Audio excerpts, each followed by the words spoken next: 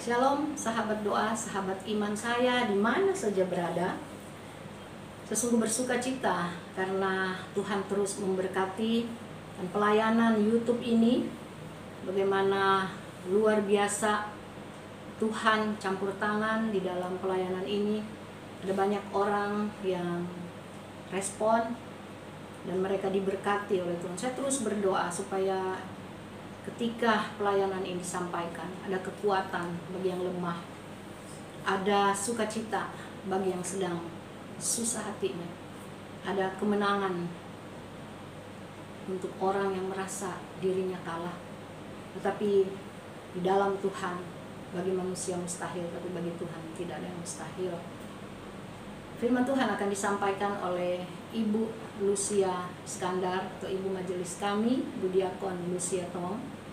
Biarlah firman Tuhan yang diberi judul Mengapa Perlu Ada di Dalam Hadirat Tuhan membawa kita untuk kembali datang di dalam hadirat Tuhan.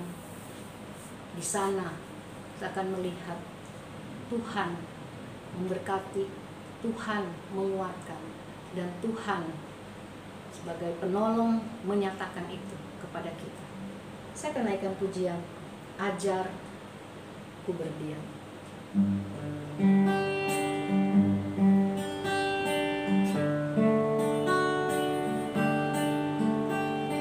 Ajarku berdiam dekat di hatimu, di saat ku berpaling temukan cintamu. Di sana kau menanti untuk bawaku lagi bersekutu dalam damai yang sejati. Oh, ku damba hadirmu. Oh, inilah rinduku, hidupku hanyalah untukmu. Segenap hatiku kagum atas kebaikanmu, dan napasku menceritakan kasih-Mu. Ajarku berdiam dekat di hati-Mu. Ajarku berdiam dekat di hati-Mu. Di saat ku berpaling temukan cinta-Mu. Di sana kau menanti untuk bawaku lagi bersekutu dalam damai yang sejati. Oh, ku damba hadirmu. Oh, inilah rinduku, hidupku hanyalah untukmu. Segenap hatiku kagum akan kebaikan-Mu, dan nafasku menceritakan kasih-Mu. Ajarku berdiam dekat di hati-Mu. Hidupku hanyalah untukmu. Segenap hatiku kagum akan kebaikan-Mu,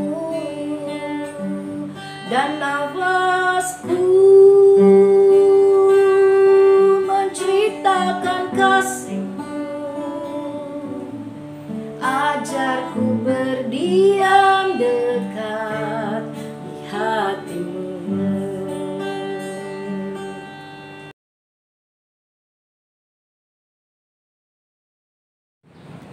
Shalom sahabat dalam Tuhan.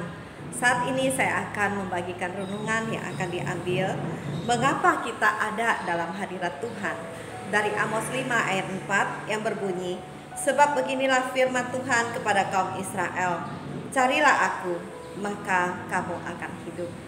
Apa yang mendorong kita untuk mencari Tuhan? Apakah karena kita sedang dalam masalah? Ataukah karena kita sedang sakit? Atau karena kita merasa kita sedang mengalami kesulitan dalam keuangan? Atau apakah kita ini adalah pribadi yang sungguh-sungguh menyadari bahwa kita perlu Tuhan, karena tanpa Tuhan kita tidak mungkin akan hidup? Selayaknya sebagai orang yang ditebus, yang dibeli, dibayar oleh darah Kristus, yang dikasihi oleh Allah, kita ini sungguh-sungguh menyadari kita adalah orang-orang yang layak bersyukur kepada Tuhan. Apakah kita ini bisa berpikir, saya harus datang kepada Tuhan setiap waktu untuk mempersembahkan hidup saya, tubuh, jiwa, roh saya, untuk menjadi korban syukur saya yang hidup dan berkenan kepada Tuhan? Apakah kita pernah berpikir, saya ini mau menyenangkan hati Tuhan dengan selalu memuji, menyembah Dia, memuliakan Dia, menikmati hadiratnya, bahkan untuk mengenal Dia lebih dalam lagi, lebih intim lagi? Saya berpengalaman untuk melihat orang-orang yang sungguh-sungguh setia, orang-orang yang sungguh-sungguh senang ada dalam hadirat Tuhan. Mereka adalah pribadi-pribadi yang kuat, pribadi-pribadi yang tidak mudah goyah ketika masalah datang ke dalam kehidupan mereka. Kenapa? Karena ketika kita sungguh-sungguh ada di dalam hadirat Tuhan, ketika kita menjadikan Tuhan itu adalah satu-satunya pengharapan dan sandaran bagi kita, maka kita akan melihat ketika kita duduk merendahkan diri di hadapan Tuhan, ada perlindungan Tuhan buat kita seperti tertulis dalam kitab Mazmur 91. Bahkan ada kekuatan yang baru bagi kita ketika kita itu datang kepada Allah, seperti yang tertulis juga di dalam Yesaya 40 ayat 31. Ada sukacita, ada damai sejahtera, bahkan ada kekuatan demi kekuatan yang Allah berikan untuk menemukan jalan keluar yang Tuhan pimpin untuk kita lalui. Bahkan ada kemenangan-kemenangan yang dari Tuhan. Kapan kita bisa punya waktu untuk mencari Tuhan? Seperti Daud katakan, ketika dia bangun pagi, dia sudah datang kepada Tuhan. Dia mempersembahkan persembahan di hadapan Tuhan, dan dia menanti-nantikan Tuhan. Bahkan pada malam hari ketika dia mau tidur, di tempat pembaringannya, dia merindukan Tuhan dan dia merenungkan kebaikan-kebaikan Tuhan sepanjang hari yang dia sudah lalui. Apakah itu juga adalah kita? Saya juga akan memberikan dua tokoh yang ada di dalam perjanjian lama. Bagaimana orang-orang yang bergaul akrab dengan Tuhan, mereka menjadi bukti nyata bahwa mereka tetap kuat di dalam kehidupan mereka, sekalipun tantangan demi tantangan silih berganti datang ke dalam kehidupan mereka. Hal itu tidak pernah membuat mereka surut dari iman dan meninggalkan Tuhan. Pertama adalah Daud. Saya ambil dari Mazmur 56 ayat 4 sampai ayat ke-5. Daud katakan, waktu aku takut, aku ini percaya kepadamu, kepada Allah yang firman-Nya kupuji, kepada Allah yang firman-Nya kupuji, kepada Allah aku percaya, aku tidak takut. Apakah yang dapat dilakukan manusia terhadap aku? Ketika Daud menuliskan ayat ini, dia itu dalam keadaan tertawan oleh bangsa Filistin. Dikatakan dia diinjak-injak, dia dihimpit, bahkan dia dihina dan dia diperlakukan secara sombong oleh bangsa Filistin. Tapi dia katakan dia tidak takut.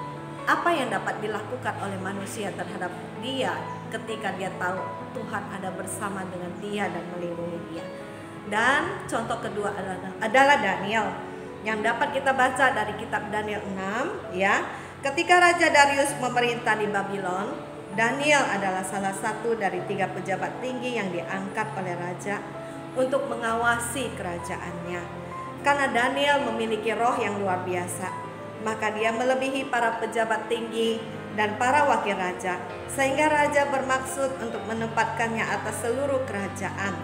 Maka timbullah iri hati dari semua pejabat-pejabat negara yang ada, sehingga mereka mencari-cari kesalahan Daniel untuk mendakwa dia, namun mereka tidak menemukan kesalahannya. Ada satu hal yang dijadikan alasan untuk memperkarakan Daniel, yaitu ketaatan ibadahnya kepada Tuhan. Mereka mendesak raja untuk mengeluarkan surat larangan bahwa dalam 1 bulan tidak boleh ada satupun manusia yang menaikkan permohonan kepada dewa manapun, termasuk kepada manusia manapun, kecuali kepada raja. Apakah Daniel takut? Apakah Daniel mengurung niatnya, menahan diri selama 1 bulan untuk tidak mencari Tuhan? Tidak. Daniel di dalam Daniel 6 ayat 11 katakan, demi didengar Daniel bahwa surat perintah itu telah dibuat, pergilah ia ke rumahnya. Dalam kamar atasnya ada tingkap-tingkap yang terbuka ke arah Yerusalem. 3 kali sehari dia berlutut, berdoa, serta memuji Allahnya seperti yang biasa dilakukannya. Kita lihat, Daniel berketetapan untuk tetap mencari Tuhan, untuk tetap membangun hubungannya dengan Tuhan, untuk tetap melekat kepada Tuhan, sekalipun gua singa adalah taruhan bagi nyawanya. Bagi Daniel, hidup itu adalah Tuhan. Karena itu dia tidak perlu takut terhadap siapapun, bahkan termasuk raja sekalipun. Dan apakah karena iman Daniel Tuhan mempermalukan dia? Apakah Tuhan mendiamkan Daniel? Tidak, ya. Daniel itu dibela oleh Tuhan, di mana Tuhan mengirim malaikat-malaikat Tuhan untuk mengatuk mulut singa, sehingga Daniel tidak terluka dan tidak melayang nyawanya. Kita lihat bahwa betapa Tuhan itu luar biasa. Benarlah firman Tuhan dikatakan bahwa ketika kita itu berharap kepada Tuhan, ketika kita itu selalu mencari Tuhan dan mengandalkan Tuhan, kita adalah orang-orang yang tidak akan pernah dipermalukan. Namun sebaliknya, ketika kita setia mencari hadirat Allah, apa yang orang dunia katakan tidak mungkin, tapi Tuhan akan melakukan semua itu di dalam kehidupan kita yang mengandalkan Dia. Karena Tuhan adalah Tuhan yang sanggup melakukan segala perkara-perkara yang mustahil bagi dunia. Karena bagi Allah tidak ada yang mustahil. Kiranya Tuhan memberkati dan terus mendorong, memberikan semangat, memberikan sukacita bagi kita untuk mencari Tuhan.